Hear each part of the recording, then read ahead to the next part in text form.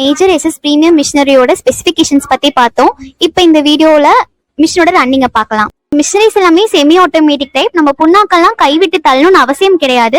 Oil output வந்தோடனே புண்ணாக்கு அல்ற வேலை மட்டும்தான் இருக்கும். தோராயிரமா 16,000 கிலோல இருந்து 50,000 கிலோ வரைக்கும் நீங்க ஓட்டிக்கலாம். அதுக்கப்புறமேட்டுக்கு 2 பகுதியுமே நீங்க சாணம் பிடிக்கிற மாதிரி இருக்கும். லாஸ்ட் வீடியோல மேஜர் எஸ்எஸ் பிரீமியம் மிஷினரியோட ஸ்பெசிஃபிகேஷன்ஸ் பத்தி பார்த்தோம். இப்போ இந்த வீடியோல மிஷினோட ரன்னிங்கை பார்க்கலாம். இந்த மேஜர் மாடல் உங்களுக்கு மணிக்கு எள்ளு கடலையா இருந்துச்சுன்னா 36 கிலோவும், தேங்காவா இருந்துச்சுன்னா 45 கிலோ போல அரைச்சு கொடுக்கும். இப்போ இந்த வீடியோல ஒரு கானத்துக்கு 12 கிலோ தேங்காய் போட்டு எப்படி ஆயில் எடுக்கலான்றத பார்க்கலாம். ஸோ இந்த மிஷினை உங்களுக்கு ஒரு பேட்ச் 20 நிமிஷத்துலேயே முடிச்சு கொடுத்துரும். அதனால கூலி உறவைக்கு கொண்டு வர மக்கள் நம்ம ரொம்ப நேரம் நிக்க வைக்கணுன்ற அவசியம் இருக்காது. ஸோ நம்ம மிஷினரிஸ் எல்லாமே செமி ஆட்டோமேட்டிக் டைப். நம்ம புண்ணாக்கெல்லாம் கைவிட்டு தள்ளணும்னு அவசியம் கிடையாது.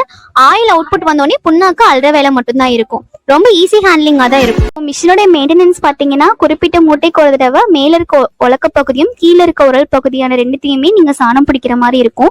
தோராயிரமா 16,000 கிலோல இருந்து 50,000 கிலோ வரைக்கும் நீங்க ஓட்டிக்கலாம். அதுக்கப்புறமேட்டுக்கு 2 பகுதியுமே நீங்க சாணம் பிடிக்கிற மாதிரி இருக்கும். ஹோப் இந்த வீடியோ உங்களுக்கு யூஸ்ஃபுல்லா இருக்கும்னு நினைக்கிறேன்.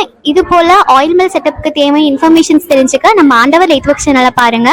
நெக்ஸ்ட் வீடியோல நம்ம கிட்ட இருக்க இரும்பு செக்லேயே ஹையஸ்ட் கெப்பாசிட்டி ரேஞ்சான ஜெயண்ட் எஸ்எஸ் பிரீமியம் மிஷினோட ஸ்பெசிஃபிகேஷன்ஸ் பத்தி பார்க்கலாம்.